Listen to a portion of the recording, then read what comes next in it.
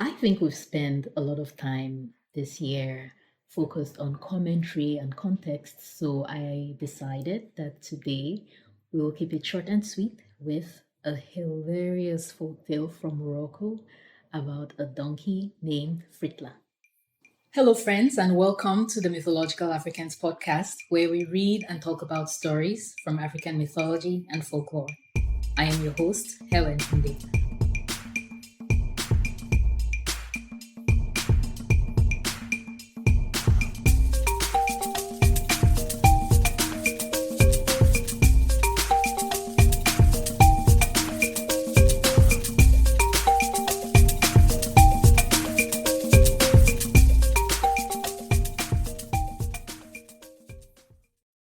A man owned a young donkey that he named Fritla because no matter what he did, the donkey always managed to slip away from him.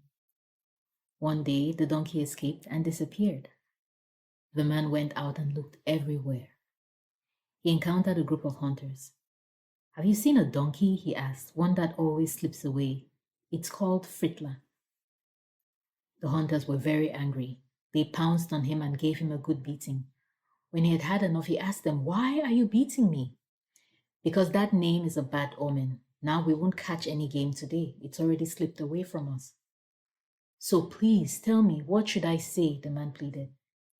"You must say," the hunters replied, "I hope that every day you'll bring 50." The man left them, saying the sentence over and over to himself. Then he met some mourners carrying a dead woman to a graveyard. He stopped them and said, "I hope you'll bring 50 every day." The mourners put down the corpse and started beating him severely. "Please stop," he cried. "What should I say?" "You should say, 'May God have mercy on her soul and commiserate with her relatives.'" The man went away again, turning the sentence over in his mind. Next, he saw a crowd of people bringing a bride to the house of her groom. He stopped them. "May God have mercy on her soul," he said, "and commiserate with her relatives." The people were very angry, and they gave him a good beating. "Please," he asked them, "tell me, what's the right thing to say?" "You should say, 'May God make her feel at home, provide her with the wherewithal to live, and never leave the place.'" So the man continued on his way until he found a few peasants fighting locusts.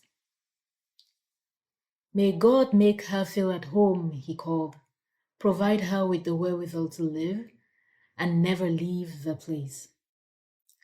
Infuriated, the people gathered around him with their sticks and beat him. "Please stop," he begged them. "What should I say instead?" "May it retreat further to where you can never see it," the people replied. And so the man resumed his search until he came across some people collecting salt from the edge of a lake.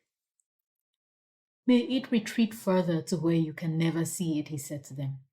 But they hit him with their shovels until he cried for mercy.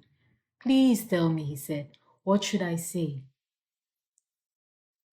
"May the next be dry just as soon as you finish the first one," they told him. So he continued on his way and found farmers irrigating fig trees. "May the next be dry," he said, "just as soon as you finish the first one." But they bid him to, telling him, "What you should say is, 'May they become ripe and fall.'" Next, he came across some people building a mosque. He repeated the previous sentence and was again beaten. "Say instead, 'May you pray in it and your children's children,'" they told him. So he continued and met people digging a well. "May you pray in it," he said, "and your children's children." But they too beat him and told him, "What you should say is, 'May you dig down 1 meter and find water.'" He carried on his way and came upon people digging a hole to store barley. "May you dig down 1 meter," he said, "and find water." He was punished, but by now he could take no more beating, so he said, "I don't want him back anymore. I don't want the donkey." "What are you talking about?" the people asked. "Fritla," he replied, "my donkey. That's who I've been looking for." And then they all laughed at him. "Your donkey? But there it is. Look over there." The man took his donkey and went back home bruised, and battered.